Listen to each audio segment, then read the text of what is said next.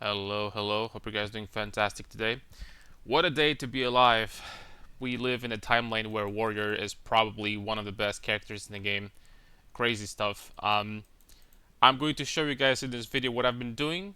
At the end of the video, I'm also going to, which might be surprising to some of you, talk about my criticism, my opinions of what I think the PoE2 is right now. But you might be surprised because, contrary to what people say, I think that the problem lies somewhere else and it's like a deeper problem. I believe that many people think that the problem is just basically like, the numbers on monsters are too high and stuff like that. Maybe some people think that, the game mechanically, how it functions, is in a bad spot, but we're not gonna get to that.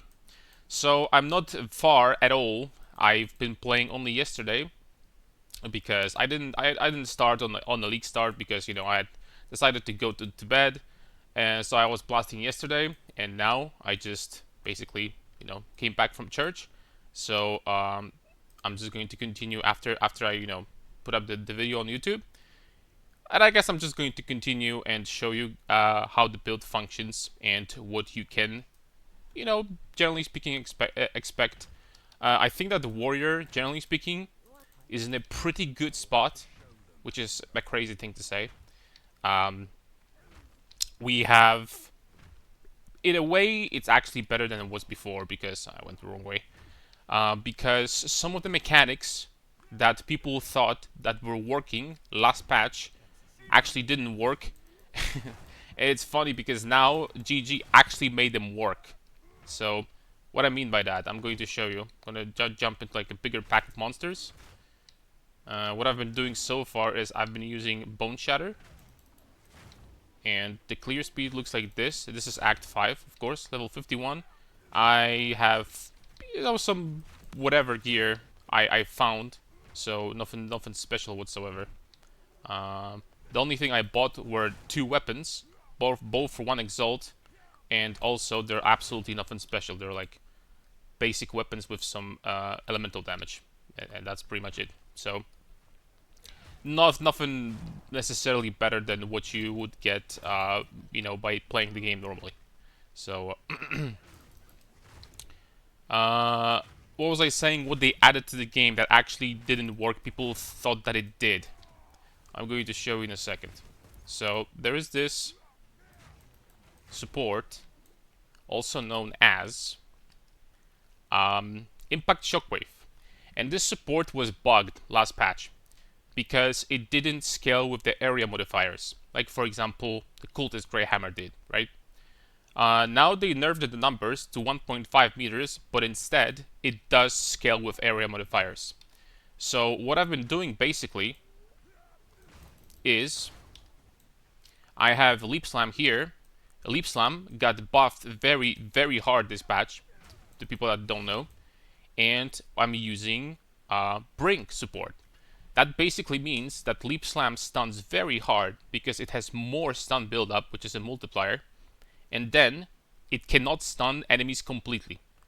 That allows me to always detonate monsters with Bone Shatter, and at the same time, you always heavy stun because they're at the brink of stun. They have like full stun buildup, which means that you double shockwave basically, like double aftershock. Both you get the damage from the Bone Shatter and from the aftershock support. And this actually creates people. People were thinking in the past league that when I came up with my Mace Strike build, um, the Mace Strike was like chaining the reactions, right? Like there was a chain reaction to it. That wasn't the case. Now this is actually how it works, which is crazy.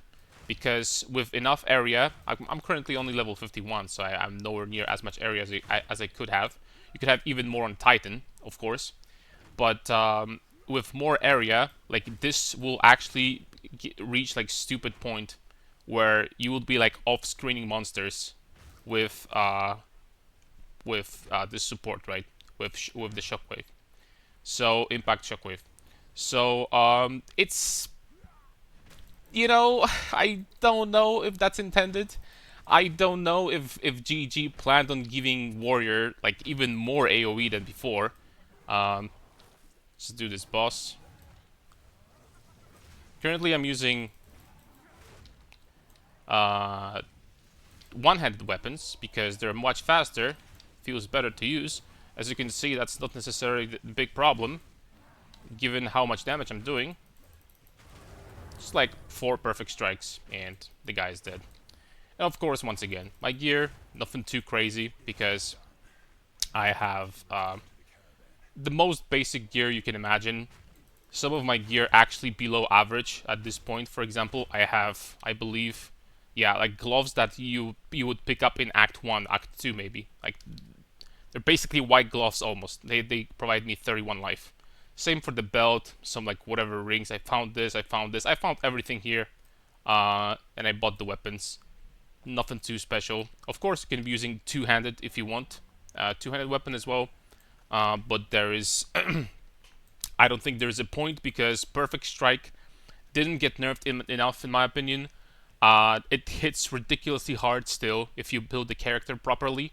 Even on the ascendancy like Smith, Will Smith, that's how I named the character. Creative, I know. But even on a character like Smith of Kitava, which has no damage, because we don't consider that like a damage ascendancy point. Absolutely not. Um, I mean, unless if you want to swap that against bosses, but this is hilarious. So even on an ascendancy like Smith of Kitava that technically doesn't have any offensive nodes, it's still looking very good.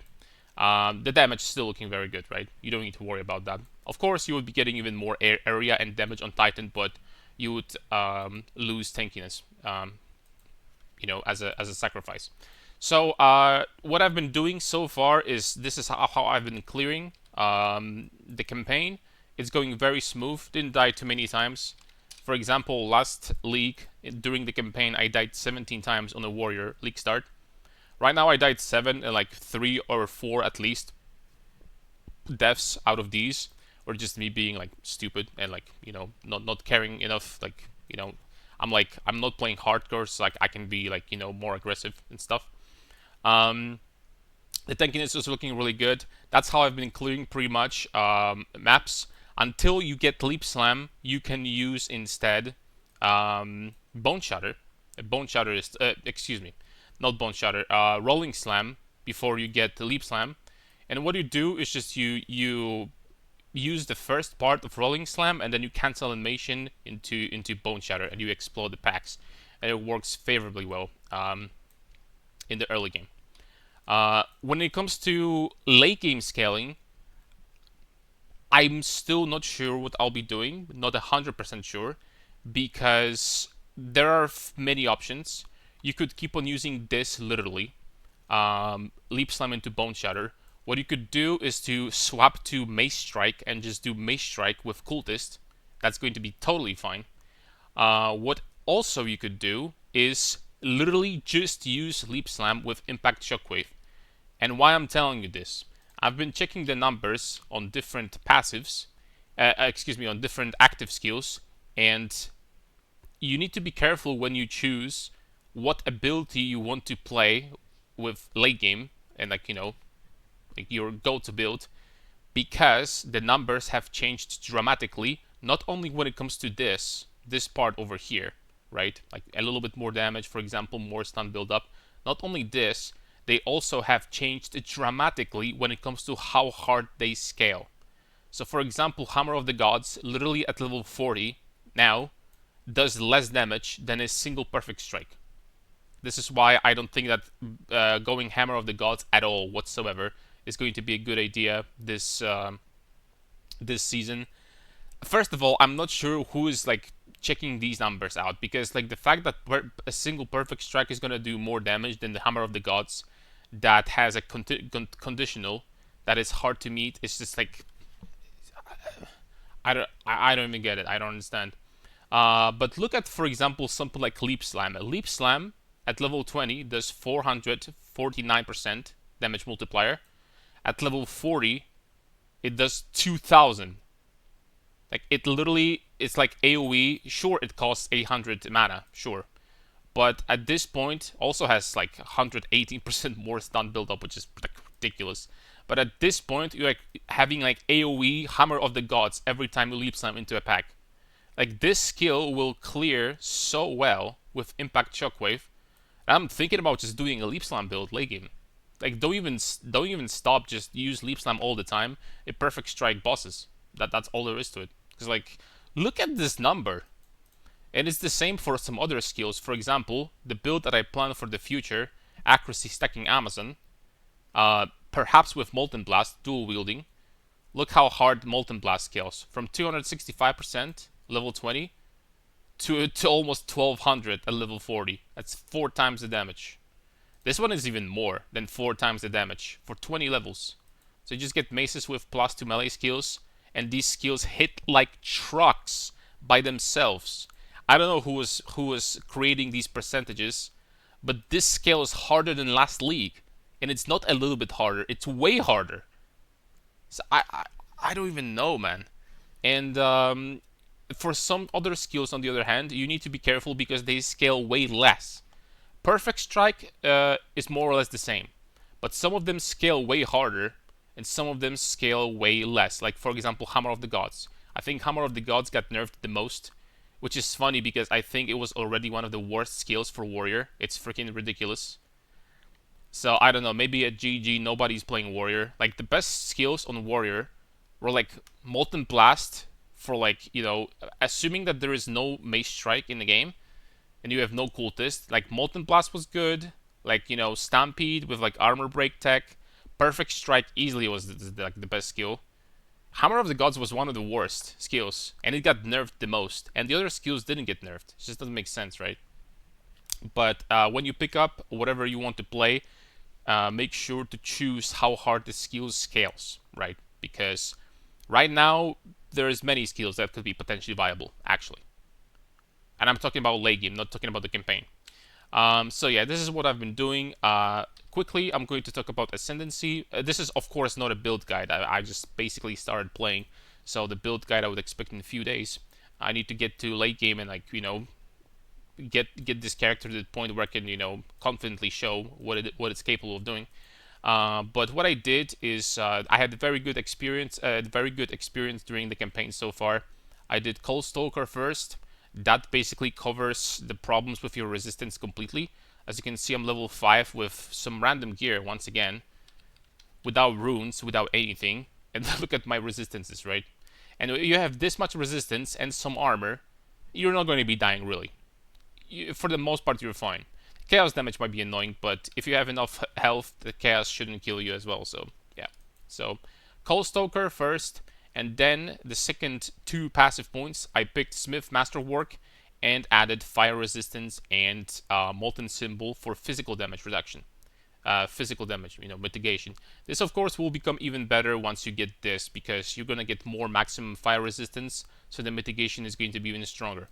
And I do believe that with 90 all res, which we're going to keep on investing into fire resistance to get more out of unnatural resilience, once we get to 90 all res and decent amount of armor, like 10,000, with this on top of that, then, and 75 chaos resistance, then we're going to be unbelievably tanky.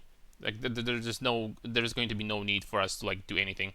And on top of that, Nemoria Invictus got nerfed really hard, which means that we can use the next 2 passive points can be something like increased maximum life, strength. That's going to be a lot of life. So then of course you can have on white armor, you can still have corruptions. So you can have double corrupted 2 socket white armor with, for example, I don't know, like a 2.5 regen implicit or something like this, which is going to be also very nice. So yeah, it's going to be looking very strong defensively, and offensively I think that Warrior scales similarly, if not harder than before, which is like, I don't know.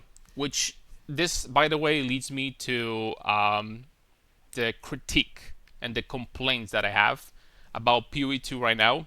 Now, I know about the drama. I know that people have been struggling. I can't say the same, and don't get me wrong. I totally get these people. I can't say the same because the warrior experience, for the most part, is the same. I would say very similar compared to last league, arguably even better with impact shockwave, like working like scaling with AOE. So how to put it? I think that the problem in this game is like some outliers when it comes to numbers. For example, I don't think that witches in Act 1, first area that you go in after like walking outside of the first village, like witches deal 100 damage when you have 60 health. That just I think some number tweaks, especially early on, need to be made. But I don't mind the game being hard, but I think they're approaching it from the wrong angle. So, for example, in PoE 1, the skills are very simple. Like, you put in a skill, you put in Frost Blades, you put in, I don't know, whatever you want to use, you put Smite in as your main skill, and it starts working. It works for the most part. You just put 1 or 2 support gems for most of the skills, and they just function. And this is the only skill that you can potentially use the entire game if you want, and it's going to be playable. And from what I understand, developers don't like that. Don't like this in extreme simplicity that you can put anything in and it's going to work. I think it has its charm, but I get it from developers' perspective. It just doesn't make that much sense, right? It's too simple. It's too plain. Okay, sure. But the PoE 2, I think what the problem is that PoE 2 is the complete opposite. Is 180 degrees opposite experience, where everything pretty much, with minor exceptions, needs something else for it to work. And this is a video game. At certain point, if you add too many combos and too many prerequisites for everything, it stops being a game. It starts being a chore, like work. Instead of playing the game, you feel like you're like working, right? You don't need to like do a combo mechanic to kill a white pack or something like that. You shouldn't do that, at least. I think the PoE 2 just went too ham with the combos, generally speaking, and like the everything needs to have a combination at all costs and stuff like that. This is good against bosses. This is good if you're regular for your regular gameplay, when you like spend like 95% of the time like you're blasting maps for dozens or hundreds of hours, depending on how much you want to play. It's totally fine to just use one ability all the time, or even at max 2 abilities. Like in this build, for example, right? I'm using 2 abilities. It feels good. Using these 2 abilities to clear and these 2 abilities to fight the bosses, pretty much, and it feels good, right? But it can be like a science project every time you approach a pack. This maybe feels cool first time you play the game.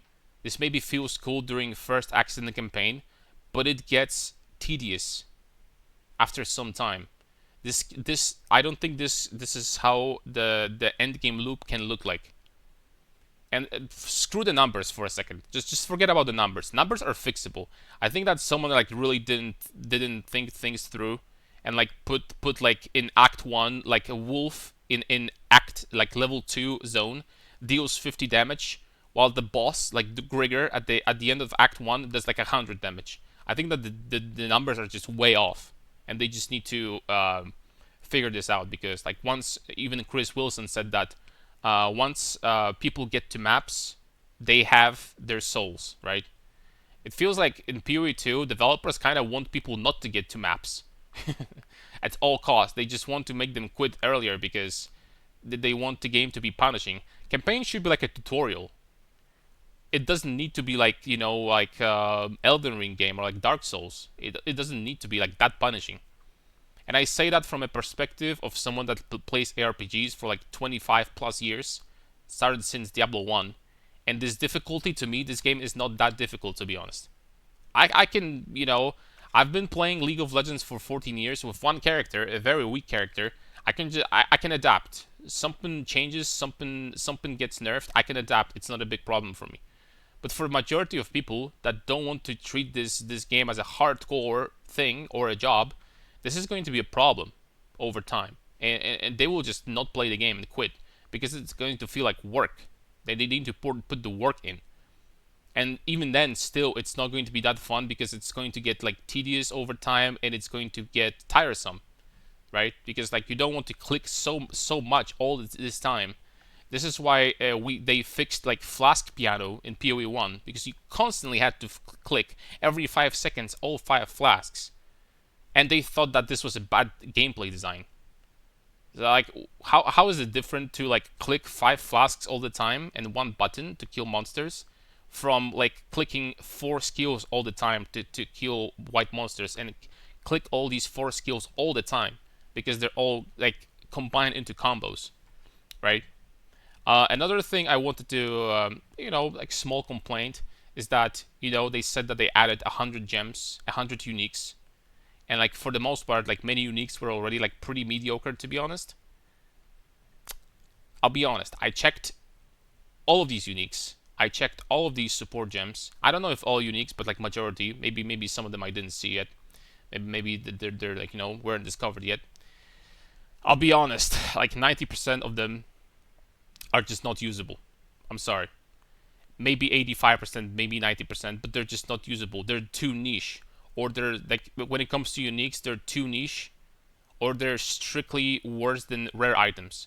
There were actually some unique items there that I saw that I would rather equip a white item instead of this unique, because the unique was effectively detrimental to like pretty much every character. It's like crazy, right? I don't know if they want to bloat the game with insane amount of stuff so people have to choose from. But let me tell you one thing: I don't think that people will enjoy like picking through like checking 500 supports in like year or two if they keep on adding more, and like trying to pick up something cool for their build, where many of them are so extremely niche that like you need to have like the build needs to be so specific to make them work. And once again, like the combos of skills are included there. Like even for me, which I'm always trying to be positive and always trying to adapt, some of these support gems just don't make sense. Majority of them don't make sense. Like nobody's going to use them. I really I really want to see like a graph or something if they have something like that. How many support gems are used by how many people, right? The percentages. I want to see how many support gems are below 1% of usage, right? Because if they're this low, that means that perhaps something's wrong, right? That perhaps like nobody's using them. And the worst part about this is that this 1% of usage, or even below that, is because people have nothing else useful to put in their skills, so they just put this, right? Because like why not? So yeah, when it comes to design of unique items and support gems, I feel like maybe it would be smarter and better to put some more thought to make them more useful, instead of putting out insane numbers of support gems and unique items that do nothing essentially. Um, that'd be my suggestion. But yeah, other than that, apart from the complaining part, I still like the game. I like the game. It feels good to kill monsters. I mean, I'm a warrior player, so I don't feel the nerfs much at all. As a matter of fact, it honestly like feels even a little bit better. But if you played the worst class last season, uh, on paper, everyone claims so. Then now it's going to feel good compared to all these other characters and stuff like that, which everything is like nerfed to the ground. So I guess this is not a big surprise. I think that the game is still fun to play. I'm definitely going to work on my projects, and this is going to be the first one, the Will Smith. I'm going to continue progressing the character. As a matter of fact, right after I upload this video in about 30 minutes. Uh, so if you want to join the stream and see how I'm doing, then feel free to do so. The link is going to be down below. But that's pretty much going to be it for this video. Thank you very much for watching, guys. I hope the experience for you is going to get better. I know it's not going to be easy, but I'm pretty sure that even for the worst characters right now, there will be builds that will be, enjoyable to play, and they're eventually gonna get strong. Especially with GEG, I'm pretty sure they're gonna put some emergency patches very soon, because they know that some people are just struggling right now. So thank you very much for watching, guys, and see you next time.